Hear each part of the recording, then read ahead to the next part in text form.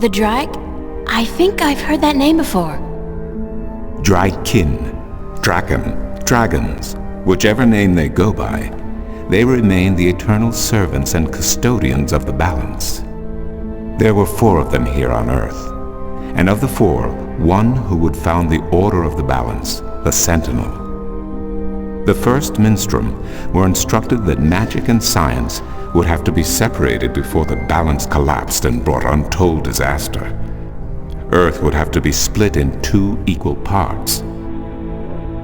Arcadia and Stark, magic and science, chaos and order.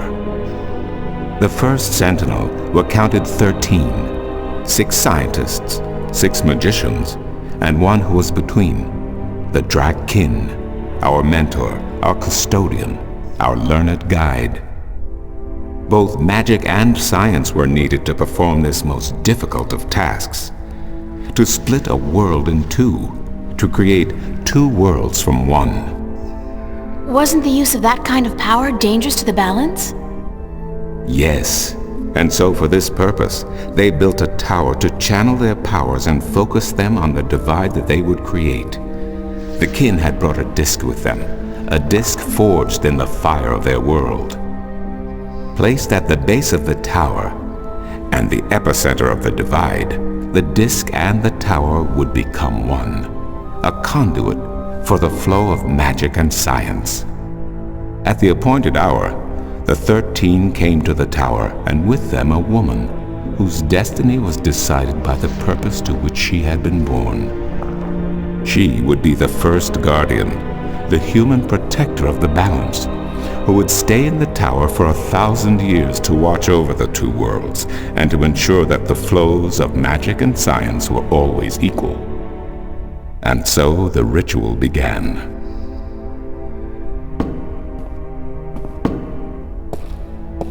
One world was to become 2, separated by the balance, and each world visible to the other only by way of dreams. Who was ushered into which world was not an arbitrary choice, nor one taken lightly. For the magical creatures, the choice was simple. They had to go to Arcadia. Their kind would not survive in Stark. But for others, families were torn apart, lovers separated, and friends lost for all eternity. Encircled by the 12 and the 1 who would be guardian, the disc at the base of the tower began to spin faster and faster as more and more power flowed through it, until it was a blur. Darkness enveloped the tower, but the disc glowed brighter and brighter. Reality turned, and in one moment, a new reality had been created and 2 new worlds born. In the tower there was silence. The original disc had disappeared, and in its place was a smaller counterpart, a similar yet different disc. Around and outside the tower the world looked different. They were now between Stark and Arcadia, between reality and dream. This was the realm of the balance and of the guardian, and it would be her home for the next 1,000 years.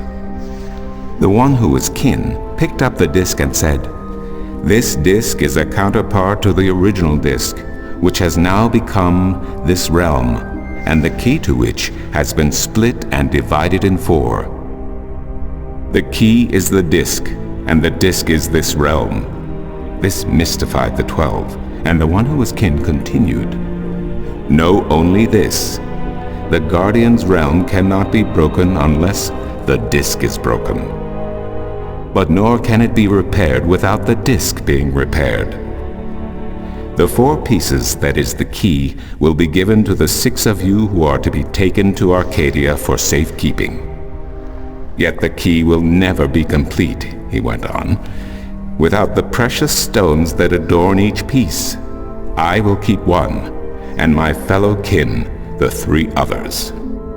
Should the day come when this realm must be repaired, or the worlds reunited, and that day will come, you will assemble the disc, and the kin will come together one last time." With that, 6 of the 13 went to Arcadia, and 6 to Stark, and the one who would be guardian ascended to the throne. Witness the mural, where her dreams and hopes, her very soul, were locked away in the disk. In service of the balance, these traits were nothing but barriers.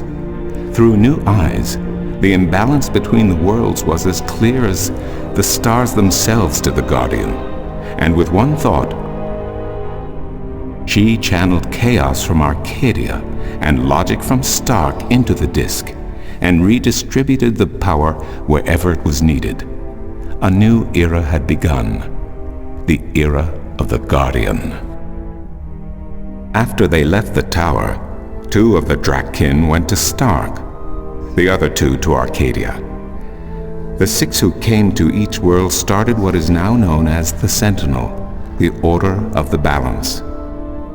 But while in Arcadia the Sentinel thrived, in Stark they did not. In Stark, the memories of magic and the balance could not survive in the face of the new reality of natural laws, of logic, and of science. And soon, very soon, Arcadia became nothing more than legend, a myth, tales of fairies to recount to impressionable children, and stories to frighten and entertain around a fire. And while dreams still brought sights and sounds of Arcadia to those asleep in Stark, they were discounted as mere dreams and nothing more. So that's it? We forgot about our past and about Arcadia? And that's the way things are? Then what's wrong with that? And why does magic from Arcadia seem to have begun leaking through to Stark? That is another long story. But I can tell that you are tired of stories, and so I shall be brief.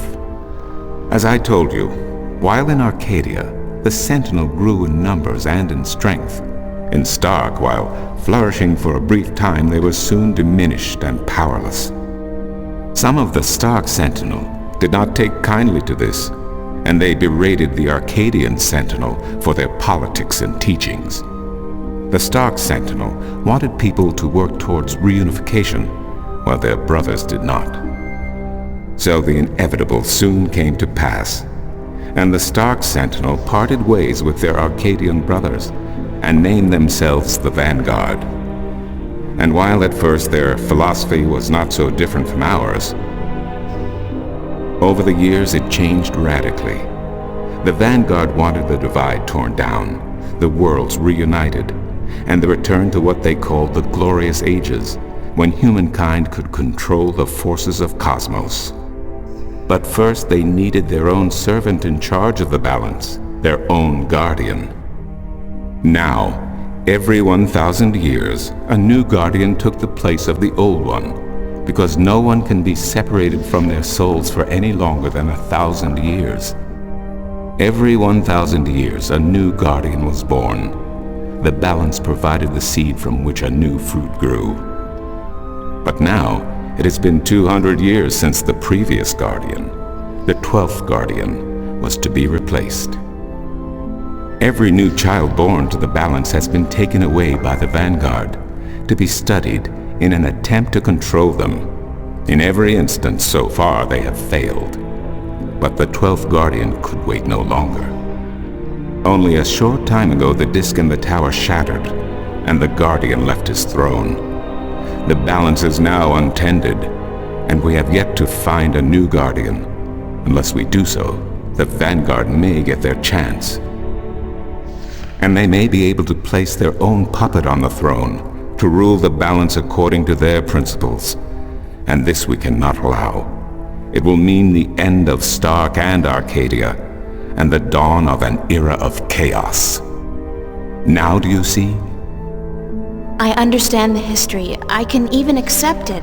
But I don't understand why I'm here and what Cortez wants with me. The balance is in peril, April. The Guardian has abandoned his tower. He has disappeared, and there is no one to take his place. He must be reinstated to protect the balance until a new Guardian may be found. And what can I do?